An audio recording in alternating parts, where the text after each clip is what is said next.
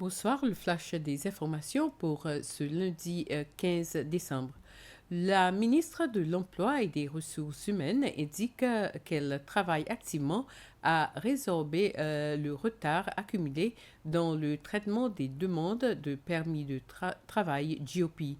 La ministre de l'Emploi, Edith Alexander, a qualifié la situation d'alarmante lors d'une conférence de presse cet après-midi.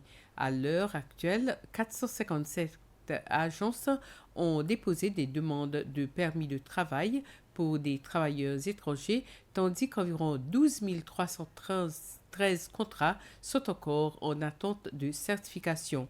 Selon la ministre Alexander, ces chiffres ont été enregistrés à la date du 25 octobre de cette année. Face à cette situation, la ministre a indiqué la nécessité de créer une cellule de crise.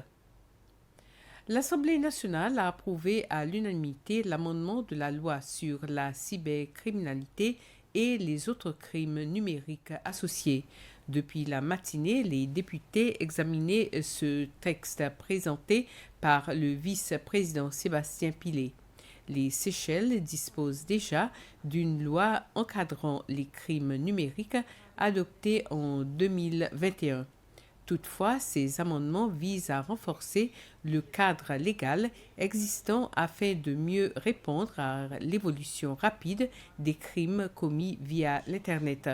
Selon le vice-président Pillet, cette loi permettra aux Seychelles de lutter plus efficacement contre un large éventail de crimes numériques, y compris la pornographie impliquant des enfants.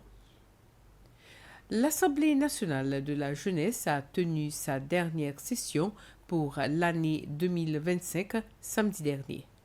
Au cours de cette session, 3 membres ont soumis 3 motions relatives au développement de la jeunesse et au progrès national.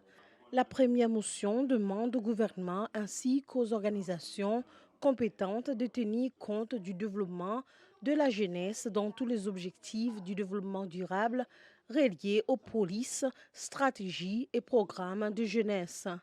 La deuxième motion demande au gouvernement l'introduction des études vétérinaires à l'Institut d'agriculture et d'horticulture des Seychelles, SIA.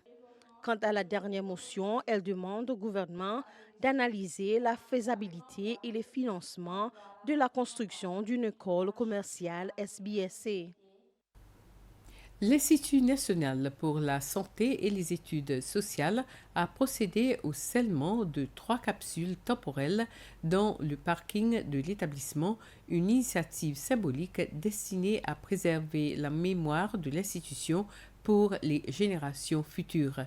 Ces capsules permettront dans 25 ans aux futures générations de revivre l'histoire et l'évolution du bâtiment tel qu'il existe aujourd'hui.